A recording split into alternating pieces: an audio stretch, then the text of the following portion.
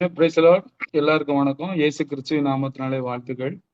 இந்த நாளில உங்க மத்தியில பேசணும்னு ஒரு ஆண்டவர் ஆவியில போட்ட ஒரு காரியம் என்னன்னா, நமக்கு 18ஆம் தேதி வந்து சாம்பர் புதன்கிழமை வருது. நம்ம தவிர்க்க முடியாத அந்த 40 நாட்கள். ஸோ எபிரேயர் 14:5 இருக்கு. நாட்களை விசேஷித்துக் கொள்ளுகிறவன் கர்த்தருக்கென்று விசேஷித்துக் கொள்கிறான்.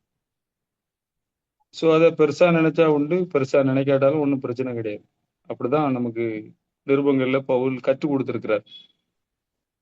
இந்த நாளிலும் நான் உங்களுக்கு நம்ம ஏன் அதை சீரியஸா எடுக்கக்கூடாது? ஒரு 40 நாள் நம்முடைய ஹார்ட் வந்து ரீவயர் பண்றதுக்கு, நம்முடைய இருதயத்தை மறுரூபமாக்குறதுக்கு இந்த 40 நாளை பயன்படுத்தலாம். அந்த 40 நாள்ல நம்ம ஸ்டார்ட் பண்றது முழு வாழ்நாளையும் மறுரூபமாக்கும். ஏனென்றால் நாம் பைபிள்ல படிக்கிறோம் 2 கொரிந்தியர் 5:4 அதுல என்ன போட்டு பவுல் சொல்வார் அப்படின்னா, மரணமானது ஜீவனாலே விழுங்கப்படும்படி swallowed by life 40 டேஸ்ல வந்து இந்த மரணம் வந்து ஜீவனாலே விழுங்கப்படும்படி இந்த ஆப்பர்ச்சுனிட்டியை நம்ம பயன்படுத்தணும். ஸோ நம்ம நீங்க பாத்தீங்கன்னா வேதத்துல எங்கெல்லாம் வருது 40 டேஸ் அப்படின்ட்டு நம்ம பார்க்க போறோம். ஆஹ் இது வந்து ரொம்ப சீரியஸா நீங்க எடுக்கணும்ன்ற அவசியம் இல்லை. ஆனா அதே நேரத்துல நீங்க உங்க மனசை திறந்து இந்த செய்தியை கேட்கும்போது ஆவியானவர் இன்னையிலிருந்து உங்க லைஃப்ல ஒரு மறுரூபம் உண்டாக்குவார். நான் வேதத்தை படித்த போது கிட்டத்தட்ட ஒரு 40 நாட்கள் அங்க இருந்துச்சு. அதை கிட்டத்தட்ட நான் ஒரு 15-20 வருஷமா பிரசங்கம் பண்ணியிருக்கேன். ஆனா ஒரு 2-3 வருஷத்துக்கு ஒருக்கா அதை எல்லாம் எனக்கு அப்டேட் ஆகுறத நான் பார்க்கிறேன். சமீபத்துல இந்த 40 டேஸை குறித்து திரும்பி உட்கார்ந்து படிச்ச போது எனக்கு திரும்பியும் அது அப்டேட் ஆச்சு. நான் இவ்வளவு நாள் ஆண்டவருடைய கிருபையினால வேதம் படிச்சது, ஆண்டவர் என்னை நடத்தின பாதைகள், எனக்கு ஹார்ட்ல கொஞ்சம் பிரச்சனை இருந்து ஒரு 25% தான் ஹார்ட் வந்து இதாச்சு. ஸோ ஹார்ட்ல எப்படி இருக்கு, ஆப்ரேஷனே பண்ண முடியாதுன்னு சொன்னாங்க. ஆனா நான் வந்து வேர்ட் ஆஃப் காடை நான் நம்பினேன். அந்த மரணம் வந்து ஜீவனாலே விழுங்கப்படுற அந்த அனுபவத்துக்குள்ள நான் கடந்து வந்தேன். மரணம்னு சொல்லும்போது டெத்துங்கிறது மாத்திரம் இல்ல, பற்றாக்குறை, வியாதி, பலவீனங்கள், உறவு பிரச்சனைகள், எல்லா காரியங்களையும் நமக்கு மரணம் வர்றத ஜீவன் விழுங்கு. அப்ப ஜீவனாலே விழுங்கப்படுகிற ஒரு லைஃப் இருக்கு இந்த பூமியில, நம்மளை மறுரூபமாக்கக்கூடிய வார்த்தை இருக்குங்கிறத நான் உங்களுக்கு இந்த 40 நாள் சம்பவங்கள்ல இருந்து சொல்ல விரும்புறேன். ஃபர்ஸ்ட் 40 டேஸ் எங்க ஸ்டார்ட் ஆகுது அப்படின்னா, நோவாவும் 40 நாட்களும் நம்ம எல்லாருக்கும் தெரியும். ஜெனிசிஸ் 7:12 இருக்கு. அந்த ஒன்னா இன்ட்ரோடக்ஷனுக்கு அடுத்த ஸ்லைடுல நீங்க பாத்தீங்க அப்படின்னா தெரியும். நோவாவும் 40 நாட்கள் நீங்க பாத்தீங்க அப்படின்னா, the rain was on the earth 40 days and 40 night. 40 நாள் வந்து ராத்திரியும் பகலும் நமக்கு வந்து அந்த ரெயின் வந்து பெஞ்சிட்டு இருந்து நம்ம எல்லாருக்கும் நடந்த சம்பவங்கள். ஸோ இதுல நம்ம என்ன படிக்கிறோம் அப்படின்னா, நோவாவுக்கோ கர்த்தருடைய கண்களில் கிருபை கிடையாது. கிருபை என்கிற வார்த்தையை நம்ம படிக்கிறோம். கிருபை என்றால் ஆண்டருடைய பேரன்பு. ஸோ இந்த கிரேஸ் நம்ம எல்லாருக்கும் கொடுக்கப்பட்டிருக்கிறது என்பதை நாம் அறிந்து கொள்ளணும். பழைய ஏற்பாட்டுல நோவாவுக்கு மாத்திரம் தான் கிடைச்சிச்சு. புதிய ஏற்பாட்டுல நம்ம படிக்கிறோம், இயேசு கிறிஸ்துவினாலே நாம் எல்லாரும் கிருபையின் மேல் கிருபை பெற்றோம் என்று நம்ம படிக்கிறோம். கிரேஸ் அப்பான் கிரேஸ் பெற்றோம்னு பாஸ்ட் டென்ஸ்ல இருக்கும். அதனால இந்த ஜூம்ல இணைஞ்சிருக்கிறவங்க மாத்திரமல்ல, இந்த பூமியில பிறக்க போறவங்க, பிறந்தவங்க எல்லார் மேலேயும் ஒரு கிரேஸ் இருக்கு, ஆண்டவருடைய அன்பு இருக்கு. இந்த அன்பை நாம் ருசி பார்க்கிற நாட்களாக இந்த 40 நாட்களை நாம் அதை படிக்க வேண்டும். இதுல நம்ம கற்றுக்கொள்ளக்கூடிய ட்ரூத் என்ன இருக்கு அப்படின்னா, நோவாவோடு ஆண்டவர் ஒரு உடன்படிக்கை பண்ணாரு. நம்ம கூடயும் அவர் இப்போ புதிய உடன்படிக்கை பண்ணி வச்சிருக்கிறார். ரத்தம் கொடுத்து தம்முடைய சொந்த குமாரனை விளக்கரையும் கொடுத்து அவர் வந்து இந்த பூமிக்கு இவ்வளவு தூரம் என்னை நேசிக்கிறாருங்கிறத ப்ரூவ் பண்ணதுதான் இந்த 40 நாள் நம்ம தியானிக்க அழைக்கப்பட்டிருக்கிறோம். 1 கொரிந்தியர் 2:2 நம்ம எல்லாருக்கும் தெரியும். அதாவது சிலுவையில் அறையப்பட்ட அவரே இன்றி வேறொன்றையும் அறியாதிருக்க தீர்மானித்திருக்கிறேன் பார்ப்போம். சோ இந்த சிலுவையில் அடிக்கப்பட்ட அந்த இயேசு கிறிஸ்துன்னு சொல்லும்போது இவ்வளவு தூரம் என்னை நேசிக்கிறார். எல்லாரும் சேர்ந்து சிலுவையில் அடித்த போது கூட அவ்வளத்தையும் உள்வாங்கி பிதாவே இவர்களுக்கு மன்னியோன்னார். இந்த அன்பை கண்டுபிடிக்கிற ஒரு நாளா இருக்கும்படி ஆண்டவர் எதிர்பார்க்கிறார். ஸோ 40 டேஸ்ல வந்து நமக்கு ஒரு கவனன்ட் இருக்கு. திருத்துவத்துல 2வது நபர் இறங்கி வந்து ரத்த சிந்தி நம்மளை கரையும் கொடுத்து வாங்கியிருக்கிறார். எனவே இந்த 40 நாளிலும் நாம் கிருபை பெற்றவர்கள் மாத்திரமல்ல, நாம் ஒரு புதிய உடன்படிக்கையில இருக்கிறோங்கிறத நினைவுபடுத்திக் கொள்ள ஆண்டவர் விரும்புகிறார். ஏன்னா கிருபை பெற்றவர்கள் யாரும் செய்யாததை செய்வார்கள். நோவாக்கு கிருபை கிடைச்சிச்சு, அவன் பேழையை உண்டு பண்ணினான். மரியாள் கிருபை பெற்றால் கற்பவதியானாள், கன்னி கற்பவதியானாள். பவுலு கிருபை பெற்றாரு, 3 கண்டங்களை அசைச்சார். நம்ம எல்லாருக்கும் கிருபை இருக்கு. நம்மளும் தேவனுக்காக வைராக்கியமாய் வாழ ஆண்டவர் இந்த 40 நாள்ல நம்மளை துண்டி இழுக்கிறார். 2வது ஒரு 40 நாள் எங்க வருது அப்படின்னா 40 days அண்ட் ஜேக்கப். யாக்கோபு 40 நாட்கள் இறந்த உடனே அவனை புடமிடு வந்த பதனிடுவாங்க எகிப்தில். ஸோ அப்போ 40 டேஸ் யாக்கோபு வாழ்க்கை குறித்து நம்ம படிக்கும்போது அவன் ஒரு பெண்ணுக்காகவே பல நாட்கள் வாழ்ந்தார், 2 மனைவிக்காக வாழ்ந்தார், பொருளாதாரத்துக்காக வாழ்ந்தார். இப்படி காட் சென்டர் லைஃப் இல்லாம இருந்தார். ஒரு காலகட்டத்துல நீர் மாத்திரம் போதும் ஆண்டவர் என்று வந்து நின்றார். ஸோ இந்த 40 நாளும் நம்ம வந்து கர்த்தரை அறிகிற நாட்களாய் மாற்ற வேண்டும். அவர் என்னை இவ்வளவு தூரம் நேசிக்கிறாரா, அவர் அறிகிற ஒரு நாளா இருக்கணும். நம்ம ஹார்ட்டை ஹீல் பண்ணும். சொந்த சகோதரன் தன்னை அடிக்க வாரான்னு தெரிஞ்சதும் அவர் என்ன பண்ணார் அப்படின்னா தேவ சமூகத்துல உட்கார்ந்து தன்னுடைய ஹார்ட்டை சரி பண்றார். அவன் பேர் என்னன்னு கேட்கும்போது மிந்தி ஏமாத்தினாரு, இப்ப சொல்றாரு நான் யாக்கோபு தான் அப்படிங்கிறார். ஹார்ட் ஹீலிங் பண்ற நாட்களாக இந்த 40 நாளை நம்ம ஏன் எடுக்கக்கூடாது? நாம் சீர்பொருந்துற நாட்களாய், சகோதரர்களோடு ஒப்புரவாகிற நாட்களாய், இவ்வளவு தூரம் ஆண்டவர் இவ்வளவுதான் அவரை இது பண்ணா கூட தனித்து வந்தபோது அவன் வந்து ஆண்டவரால் தொடப்பட்டார். ஸோ இந்த 40 நாட்கள்ல ஒவ்வொரு நாளும் தேவனோடு தனித்திருந்து கண்களை மூடி நம்ம என்ன செய்யணும்னா ஆண்டவருடைய காரியங்களை நம்ம திங்க் பண்ணணும், யோசித்து பார்க்கணும். யாக்கோபு நீர் மாத்திரம் போதனண்டு அந்த ஆசீர்வாதத்தை பெற்றுக்கொண்டான். இன்னைக்கு வரைக்கும் அந்த இஸ்ரவேலரை யாரும் அசைக்க முடியவில்லை. அடுத்த ஒரு 40 நாள் நம்ம எங்க பார்க்கிறோம் அப்படின்னா 3வது 40 டேஸ் அண்ட் இஸ்ரவேலர்கள் என்னாகமோ 14:34 படிக்கிறோம்.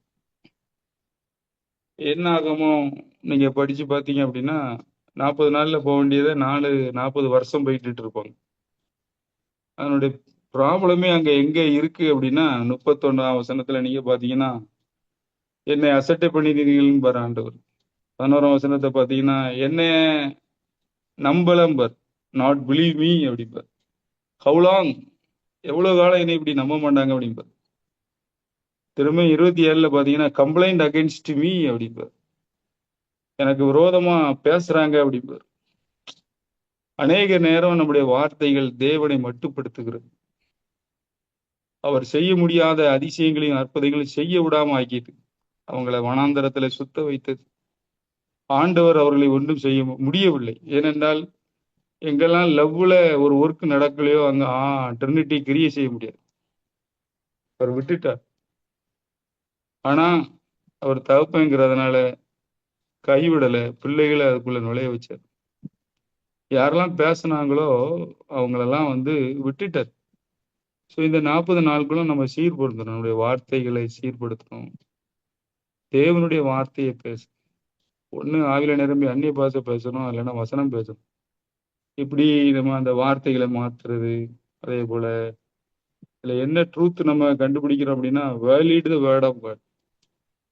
ஸோ என்ன ஏன் அசட்டை பண்றீங்கன்னு ஆண்டவர் கேட்டார். ஸோ தேவனுடைய ஒவ்வொரு வார்த்தையும் வேலிடா நினைக்கிறது. Believe in the word of God.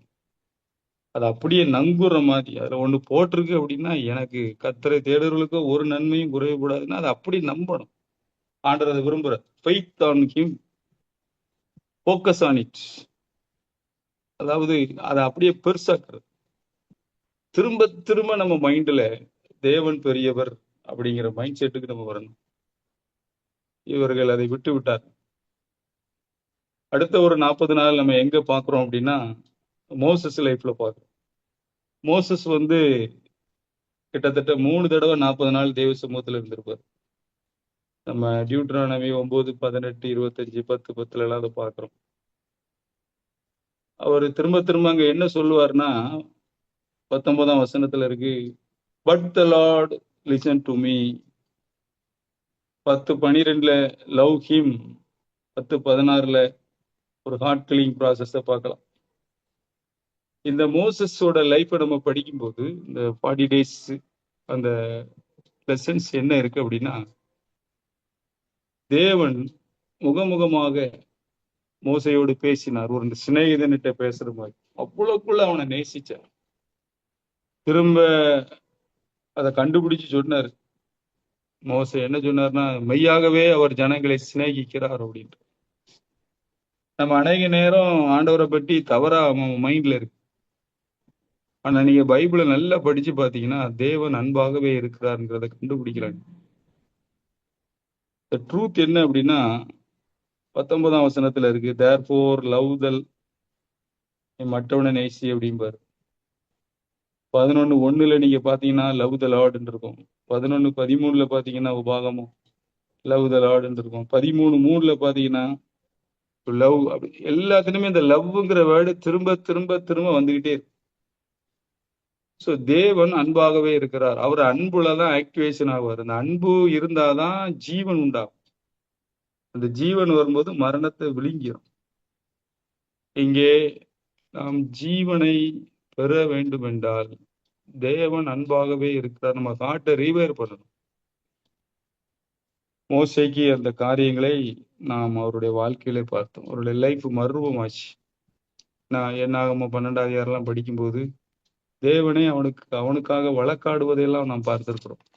அந்த அளவுக்கு மோசையினுடைய கேரக்டர் மோல்ட் ஆச்சு. ஸோ இந்த 40 நாளும் இப்படி நம்ம ஹார்ட்டை மோல்ட் ஆகுறதுக்கு நம்ம ஒப்பு கொடுக்கலாம். அடுத்த ஒரு 40 நாள் எங்க இருக்கு அப்படின்னா, 5வது 40வது நாள் எங்க இருக்குன்னா, பெலிஸ்தியர்கள், அதாவது கோலியாத்தும் 40 நாள். 1 சாமுவேல் 17ஆம் அதிகாரம் 16வது வசனத்தை பார்க்கிறோம். அந்த பெலிஸ்தியன் வந்து வந்து நிற்பான் என்று அதில் எழுதியிருக்கும். அப்போ அங்க டேவிட்டுக்கு அங்க ஒர்க் அவுட் ஆனது என்ன அப்படிங்கறத நீங்க படிச்சு பாத்தீங்கன்னா, வெளித்த சேதனம் இல்லாத இந்த பெலிஸ்தியன் ஒரே ஒரு அடையாளத்தை அங்க பாக்குறான். எனக்கு ஒரு கவனன்ட் இருக்கு, அவன்கிட்ட கவனன்ட் இல்லை. இன்னொரு பாயிண்ட் அங்க என்ன பேசுறாருன்னா, 26ஆம் வசனத்துல நீங்க பாத்தீங்க அப்படின்னா, அதாவது ஜீவனுள்ள தேவனை நிந்திப்பதற்கு அப்படின்னு அந்த லிவிங் காட் அந்த கான்செப்ட். ஒருவேளை பல 40 நாட்களை நீங்க வீணடிச்சிருக்கலாம். ஆனா இந்த 40 நாள்ல நீங்க ஸ்டார்ட் பண்ணுங்க, நம்முடைய தேவன் உயிரோடு இருக்கிறார். இந்த பெலிஸ்தீனை பார்க்கும்போது இவனுக்கு அப்படியே அந்த ஆவியில அனலாச்சு. ஃபெய்த் வந்து ஜென்ரேட் ஆகுது அவனுக்கு. தேவன் உள்ள தேவனை நிந்திப்பதற்கு இதெல்லாம் வந்து நமக்கு வேணும். ஏன் இப்போ வட இந்தியாவுல அல்லது தென்னிந்தியாவுல கர்த்தர் கிரியை செய்யாத மாதிரி உங்களுக்கு தெரியல, ஆனா அவர் இன்னைக்கும் கிரியை செய்யறாரு. ஆனா எப்போ கிரியை செய்யறாருன்னா, நம்முடைய ஃபெய்த் லெவல் இன்க்ரீஸ் ஆகி நாம வந்து கர்த்தருக்காக வைராக்கியம் பாராட்டி நம்ம லெவல ஆப்ரேட் ஆனாதான் ட்ரினிட்டி நமக்காக ஒர்க் பண்றாங்க. இங்க பாத்தீங்கன்னா மொத்த சேனையும் பயந்து கொண்டிருந்த போது அவன் ஜீவனுள்ள தேவன் அப்படிங்கிறான். அப்படியே அவனுக்கு ஃபெய்த் லெவல் இன்க்ரீஸ் ஆகும்போது கோலியாத்து பெரிய பிரச்சனை. அது இது நம்முடைய வாழ்க்கையில ஃபேமிலியில வர்ற பிரச்சனை மாதிரி. பொதுவா பிரச்சனையை தான் பெருசாக்குறோம். ஆனா அவன் தேவனை பெரிதாக்கினான். தேவன் ஜீவன் உள்ளவர் என்பதை ப்ரூவ் பண்ணான். திரும்ப திரும்ப திரும்ப திரும்ப திரும்ப திரும்ப அவன் மைண்ட்ல இது ஒரு மேட்டரே இல்லைன்னு பேசுவான். பேச பேச பேச ஆக்சுவலா கள்ளத்துக்கு எறிஞ்சா அவன் வந்து பின்னாடிதான் விழுவான். பார்த்தீங்கன்னா அவன் முன்னாடி விழுறான். காரணம் பெதடியில ஒருத்தர் அடிக்கார். அவர் தான் ஜீவனுள்ள தேவன், ஜீவனுள்ள கிறிஸ்து, ஜீவனுள்ள ஆவியானவர். ட்ரினிட்டி வாசம் பண்ணும்போது அந்த சபையை ஜீவனுள்ள சபையா மாறிப்போம். அநேக நேரம் நம்ம மரித்த நிலைமையில இருக்க காரணம் என்னன்னா, நமக்குள்ள ஒரு தேவன் ஜீவிக்கிறார், அவர் லைவ்ல இருக்காரு அப்படிங்கிற மைண்ட் செட் நமக்கு கிடையாது. எங்க டேவிட் லைவ்லே இருந்தான். கர்த்தர் எப்பொழுதும் எனக்கு முன்பாக இருக்கிறார், நான் அசைக்கப்படுவதில்லை. அதான் லைவ். அப்படிப்பட்ட விசுவாசத்தை இந்த 40 நாட்கள்ல நம்ம ஹார்ட்ல ரீவைர் பண்ணலாம். அடுத்த ஒரு 6வது 40 நாள் 1 ராஜாக்கள் 19:8 இருக்கு. எலியா, நம்ம எல்லாருக்கும் தெரிஞ்ச ஒரு சம்பவம். அவன் சோர்ந்து போய் படுத்து கிடக்கான். நான் மட்டும் தான் இருக்கேன் ஆண்டவரே அப்படிங்க. 18ஆம் வசனத்துல ஆண்டவர் சொல்றாரு, பாகாலுக்கு முத்தம் செய்யாத, இன்னும் 7000 பேர் இருக்கப்பா, டோன்ட் பி டிஸ்கரேஜ்ட் அப்படிங்கிற. சோ நமக்கு இது நல்ல பொருந்தும். புதிய ஏற்பாட்டுல யாருமே சோர்ந்து ஏசுநாதரும் படுத்து கிடந்தது கிடையாது. பவுலும் படுத்து கிடந்த பவுல் 2 இடத்துல சொல்லுவாரு, we do not lose heart அப்படிம்பாரு. கிறிஸ்துவுக்குள் எப்பொழுது எங்களை வெட்டி சிறக்க பண்ணுகிறது, நாங்கள் சோர்ந்தே போகிறதில்லை அப்படிங்கிற.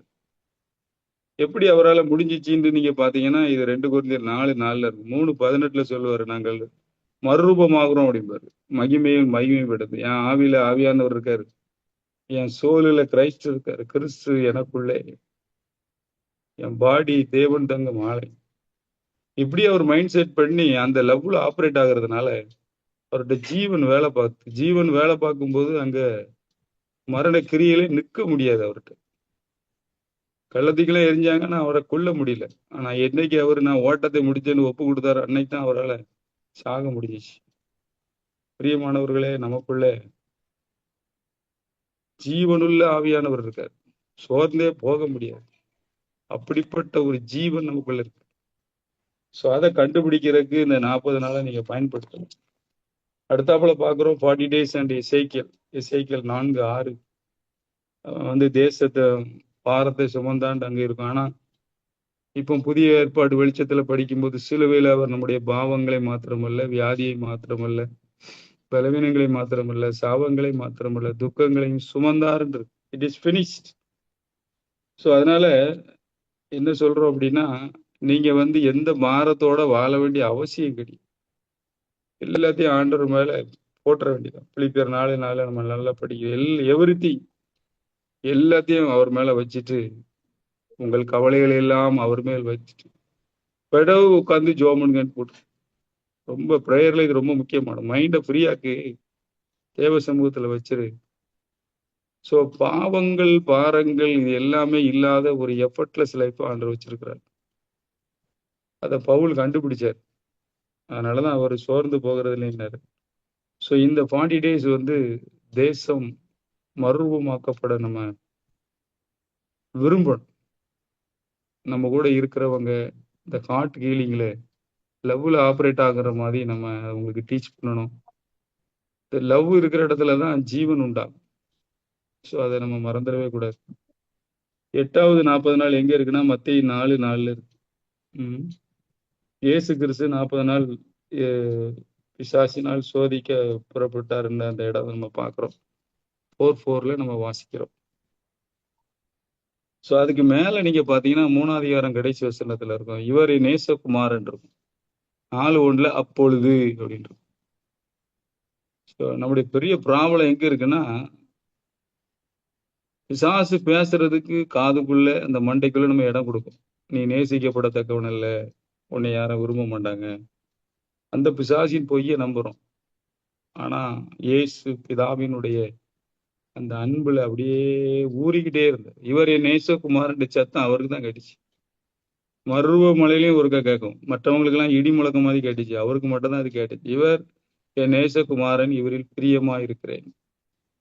இந்த சூழ்நிலை இருக்கிற ஒவ்வொருவரையும் ஆண்டவர் மிக கடுமையாக நேசிக்கிறார்.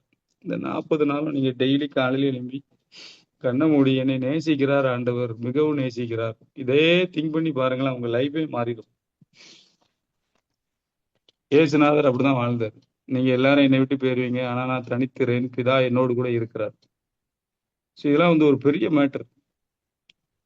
இதை நம்ம லைஃப்ல அப்ளை பண்ணும்போது நம்ம லைஃபே மாறிப்போம், டோட்டலா மறுரூபமா இருக்கும். அந்த அளவுக்கு ட்ரினிட்டி நம்மளை நேசிக்கிறாங்க. போட்டி போட்டு கொண்டு 3 பேருமே ஒரே தேவனாக நமக்குள்ளே எப்படியாவது நமக்குள்ள வாசம் கொண்டு விரும்புறாங்க. ஆனா நம்ம விருப்பம் இல்லாம அவங்க ஒர்க் பண்ண முடியாது. ஸோ இந்த 40 நாளும் நம்ம ஹார்ட்டை ஹீல் பண்றதுக்கு நம்ம ஒப்பு கொடுக்கலாம். 9வது பாக்குறோம், உயிர் தெழுந்த ஆண்டவர் 40 நாள் தரிசனமானார்னு அப்போஸ்தலர் 1:4 படிக்கிறோம். ஸோ லிவிங் கிரைஸ்ட், உயிரோடு இருக்கிறவராக அவரை காண்பித்தார். Life was manifested. அதை யோவான் எழுதுவார், அழகாக எழுதுவார். அந்த ஜீவ வார்த்தை நாங்கள் தொட்டு பார்த்தோம் அப்படின்னு. லைஃப். ஸோ நம்ம ஏதேனுக்கு போற ரூட் மேப்பு தான் கொண்டு வர்றதுக்கு தான் இயேசு வந்தார். ஜீவனை உண்டாக்க தான் வந்தேன்னு சொன்னார். அவர் நம்முடைய தகப்பனாக இருக்கிறார். ஸோ திருத்துவம் நம்மளை கொண்டாட விரும்புகிறது, மறந்துடவே கூடாது. நம்ம எல்லாருக்கும் தெரியும், இந்த காணாமல் 100 ஆடு இருந்து ஒரு ஆடு காணாம போச்சு. பாருங்க, அந்த மேய்ப்பன் அந்த ஒரு ஆடை கண்டம் பண்ணல, தோல்ல தூக்கி வச்சு கொண்டாடினார். அந்த 10 நாணயம் அந்த பொண்ணு வந்து தொலைச்சிட்டு அந்த ஒரு நாணயத்தை வெளியே போய் நாணயம் கிடைச்சிட்டு அந்த பெண் ஆவியானவரை குறிக்குது. அந்த அம்மா கொண்டாடினாங்க. தகப்பன் பாத்தீங்கன்னா தொலைஞ்சிட்டான்னு பையன் சொல்லி விருந்து வச்சு கொண்டாடி கொண்டிருந்தார். சோ அது பிதாவை குறிக்கிறது. சோ மேய்ப்பன் இயேசுவை குறிக்கிறது. அப்போ ட்ரினிட்டியே வந்து நாம் அவருடைய அன்புல திரும்ப வரணும்னு விரும்புறாங்க. இந்த 40 நாளும் தேவன் நம்மளை நேசிக்கிறார். உயிர்த்தெழுந்த ஆண்டவர் அவர் என்ன செஞ்சார் அப்படின்னா, மேல போய் எல்லாருக்கும் பரிசுத்த ஆவியை கொடுத்து நமக்குள்ள அந்த தேவ அன்பை ஊட்டுறார்.